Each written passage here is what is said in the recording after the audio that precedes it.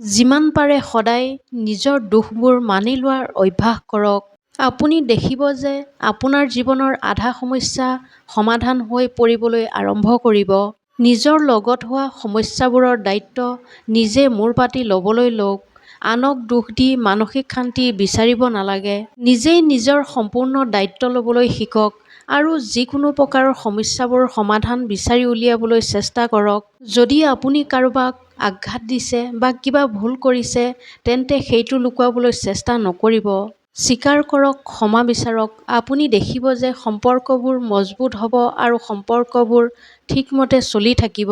সকলোৰে বাবে প্ৰতি সময়তে উপলব্ধ হোৱাটো আমাৰ বাবে ভাল নহয়।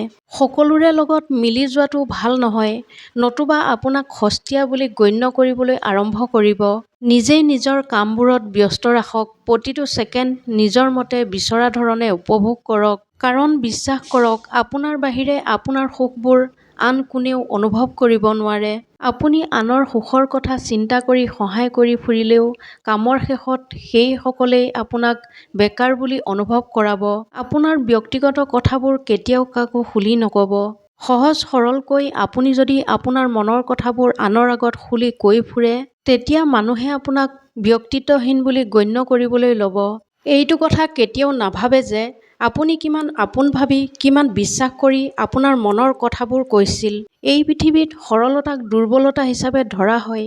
কেতিয়াবা আপুনি কোৱা কথাবোৰকেই আপোনাৰ বিৰুদ্ধে ব্যৱহাৰো কৰিব পাৰে। তেতিয়া আপুনি অসহায় হৈ পৰিব। গতিকে সকলোকে সকলো কথা মুকলিকৈ ক'বলৈ এৰক। নিজক সদায় বচাই ৰাখক। অনিশ্চয়তাতকৈ মানসিক ৰোগ আন একো হ'ব নোৱাৰে। এই যে আপুনিয়েই পাব তাৰ নিশ্চয়তা আপোনাৰ লগত নাই। প্ৰতিদিনে আপোনাৰ মগজুৱে হয়তো এই চিন্তাবোৰ পৰিচালনা কৰিব নোৱাৰিব। এনে যিকোনো পৰিস্থিতিয়ে আপোনাৰ টোপনি নাইকিয়া কৰিব, ভোক নাইকিয়া কৰিব, আপোনাক অন্যমনস্ক কৰি তুলিব। সেইবাবে কোৱা হয়, অনিশ্চয়তাত ডুবি থকাৰ সমান শাস্তি আন একো নাই। আপোনাৰ গাত কোনো দোষ নথকাৰ পিছতো আপোনাক কষ্ট দিয়ে, অন্তৰত আঘাত দিয়ে, কটু কথা শুনায়। তেওঁলোকে আচলতে আপোনাৰ চৰিত্ৰ নহয়, নিজৰ চৰিত্ৰহে বেয়া তাকেহে দেখুৱায়। তেওঁলোকৰ কথাত ভাঙি পৰাৰ কোনো দৰকাৰ নাই। কাৰণ নেদেখাজনে সকলো দেখি আছে, সকলো জানে। গতিকে ধৈৰ্য ধৰক। এদিন ন্যায় আপোনাৰ পক্ষত আহিব। নিশ্চিত থাকক, সময় শ্ৰেষ্ঠ বিচাৰক। হাজাৰ আঘাতৰ পিছত এগৰাকী মানুহে প্ৰায়ে অভিযোগ, অভিমান কৰিবলৈ পাহৰি যায়। কোনো কথাৰ আৰু প্ৰত্যুত্তৰ দিবলৈ মনে নকয়। মাথো জীয়াই থাকে কাৰণ তেওঁ জীয়াই থাকিব লাগিব। হাঁহিব লাগিব সেইবাবে হাঁহি থাকে। মনে মনে থাকিবলৈ শিকি যায়। তেওঁ অত্যাধিক বিপদত পৰিলেও কাৰো আগত একো কথা খুলি নকয়। অকলে কান্দিবলৈও শিকি যায়। কিন্তু তেওঁক আৰু হাঁহিবলৈ আনক কেতিয়াও সুযোগ নিদিয়ে। নিজৰ চকুলো লুকুৱাই জীয়াই থাকিবলৈ শিকি যায়।